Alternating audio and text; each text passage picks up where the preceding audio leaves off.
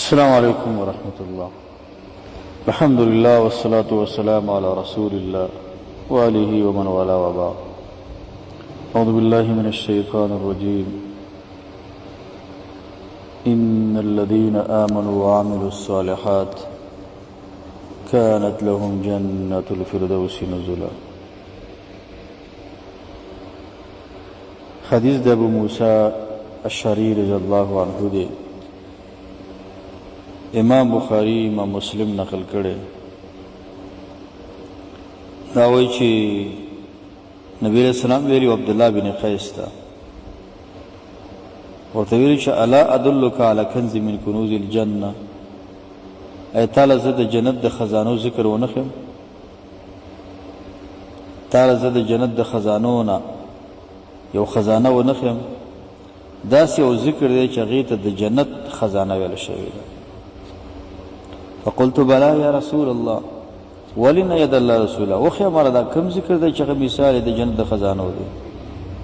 نبی علیہ السلام ورته وایي چې قل لا حول ولا قوة الا بالله، وایه چې لا حول ولا قوة الا بالله.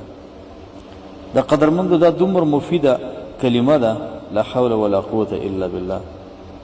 صاحب د مشکات یو روایت نقل کړی چې ده کې د 9 مرضونو تکالیف او علاج دی. و ادناها الفقر، تر ټولو کم فقر زړه خفګان در منځه وي. الوابل کې ابن قیم صاحب نقل کړي د خپل استاد په رابطه شیخ الاسلام ابن تیمیه هغه به دا ذکر ډېر زیات کوو، لا حول ولا قوة الا بالله. ډېر فضایل لري. عبدالرزاق بدر مشهور یو عالم دی او شیخ دی، په مسجد نبوي کې درس کوي. دا څوک چې حج عمرې له ځي هلته یې ګوري. ماسپښین او مازدیګر تر مده حدیثو د رسول کې ته په دې یو مستقله رساله لیکلې ده، د لا حول ولا قوة الا بالله فضایل نقل کړي. دا دومره مهمه کلمه ده، دومره مهم ذکر دی چې هر څوک د ورځې زر 2 ذکرات یې ولولئ. لا حول ولا قوة الا بالله، لا حول ولا قوة الا بالله. زمون خلکو باندې چې مشکلات راشي په هغه اذکار باندې شروع کوي چې د هغې نقل هم نه وي او فایده یې کمه وي. مشکلات چې کله هم ډېر شي اودس کوه، 2 رکعته لمونځ کوه او لا حول ولا قوة الا بالله زر 2 رکعات یې ووایه. په نبي صلی الله علیه وسلم درود ووایه. دا هغه څه دي چې ډېر مفید دي. بل حدیث د ابو هریره رضی الله عنه دی.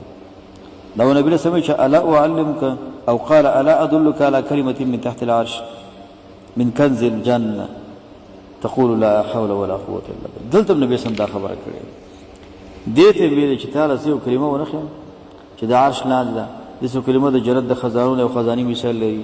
لا حول ولا قوة الا بالله. ډېر وایه.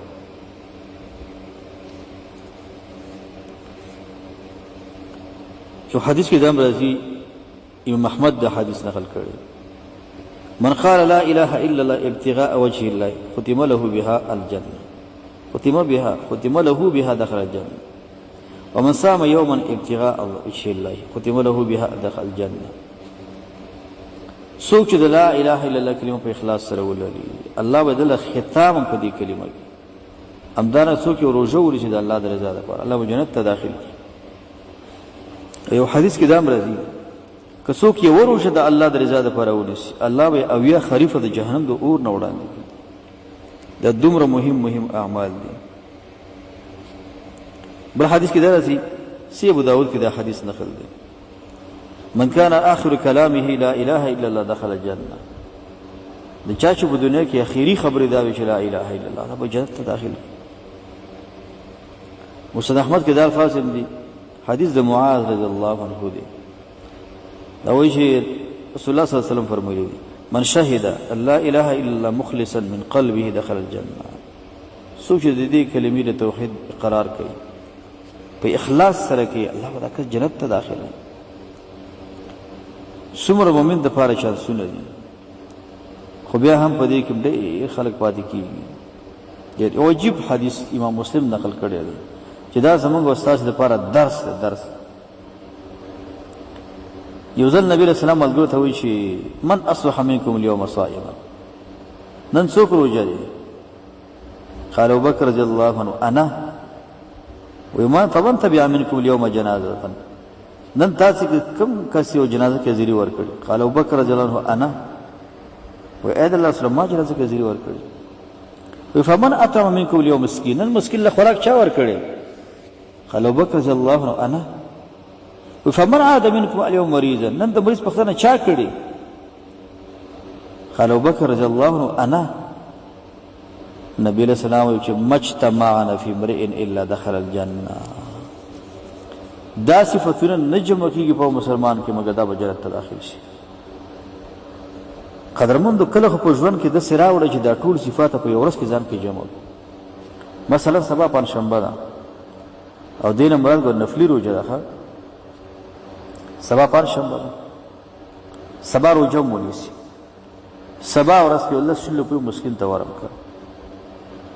په همدې کې د مریض پوښتنه وکړه که خپلوانو کې دنیا هسپتالونو کې خوشته کړي د مریض پوښتنې ته ورشه. یو جنازه کې ګډون کولی شي. نو په یو وخت کې به ته ځان کې ډېر صفتونه را جمع کړي. او دا ګور هغه مجلس دی چې نبي علیه السلام پوښتنه کوي، د هرې نیکۍ په رابطه پوښتنه کوي. نن د مریض پوښتنه چا کړې؟ دا وایي ما کړې. نن د مسلمان په جنازه کې ګډون چا کړی؟ دا وایي ما کړې. نن صدقه چا ورکړې؟ وایي ما. ټول جامع صفتونه ټول په دې کې موجود دي. کله چې مؤمن سره دا سوچ پیدا شي چې زه به دا صفات په ځان کې راوړم، دا کمال دی چې زه د مسلمان جنازه کې حاضر یم، د مریض پوښتنه کې حاضر یم، په صدقه کې حاضر یم، نفلي روژه کې حاضر یم.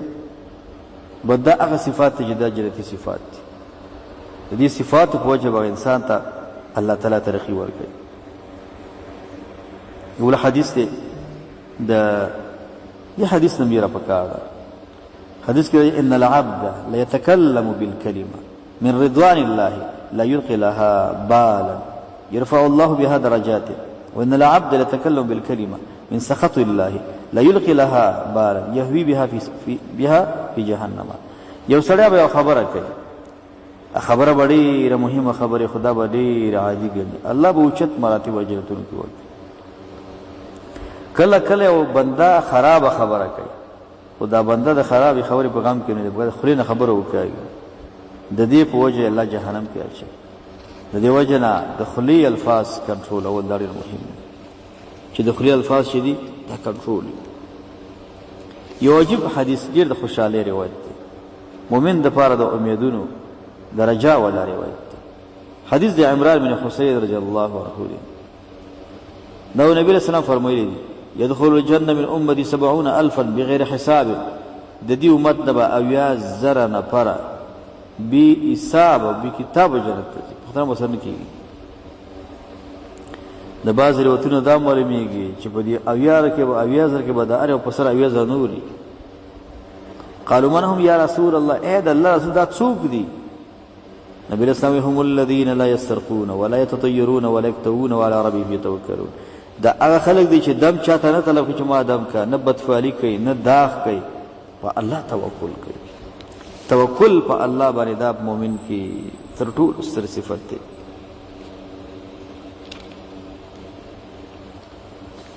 یو حدیث کې دا راځي، دا حدیث سی ابو داود کې نقل دی، من فارق الروح الجسد وهو بريء من 3 دخل الجنه من الكبر والغلول والدين. چا کې چې درې صفات لري کنه او مړ شي، الله به جنت ته داخل کړي. درې صفات چا کې نه، یو د اغینه کبر دی، دویم خیانت دی، او دریم قرض دی چې دا پتا نه او دې له قدرمنو متوجه شي.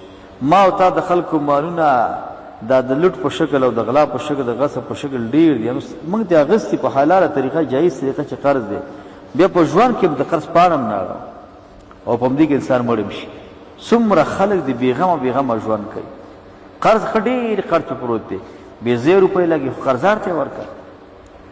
سفیان ثوری رحمه الله بارک راضي دغه نه چا پوښتنه وکړه چې یو چا باندې قرض دی، دغه کور ته غوښه راوړي کنه؟ هغه نه، خو دې کور ته نه راوړي، غوښه چې راوړي دا قرضدار ته ورکړه، د بل د قرض غم کوه. او حدیث کې دا راځي مطلب الغنی ظلم، دا وخت ورکول د غنی انسان دا ظلم دی ته په دې باندې ظالم حسابېږي چې کله تا سره مال شته ولې قرض نه ختموي. نبی علیه السلام په ډېرو حالاتو کې د هغه چا جنازې لمنه ته چې هغه به مړ و په هغه به قرض و، خو دا خو قرض و یو جایز طریقې دی، پیسې دې راغسې خو چې په غاړه پاتې شوي. د هغه چا به څه حالي چې هغه څه کوي، غلاګانې کوي او ځمکې غصب کوي، کورونه وایي، انسانان وجني، اجرتي قتل کوي، د ده به اثر په آخرت کې. څومره خلک په دې کې اخته دي. تاسې وګورئ دا ډاکټران وګورئ، دا زرګران وګورئ، دا صرافان وګورئ، دا د پروشیو والا وګورئ، دا شرکتونو والا وګورئ، دا وچې میوې چې خرڅوي، دا لمدې خرڅوي، دا رفتونه چې خرڅوي، هر څوک حتی الوسط کوشش کوي چې خپل کار کې د دوکې نه کار والي. حتی الوسط هر څوک دا کوشش کوي بد دوکه، خیانت، غدر دا وکړي. دا د هر چا بس سوچ او فکر دی چې خیانت څنګه وکړم او غدر څنګه وکړم. په دې نه پوهېږي چې دا انسان ته مشکلات جوړوي. ښه دا د سړی د په داسې حالت کې لاړ شي چې د انسان په غاړه باندې هېڅ هم نه وي.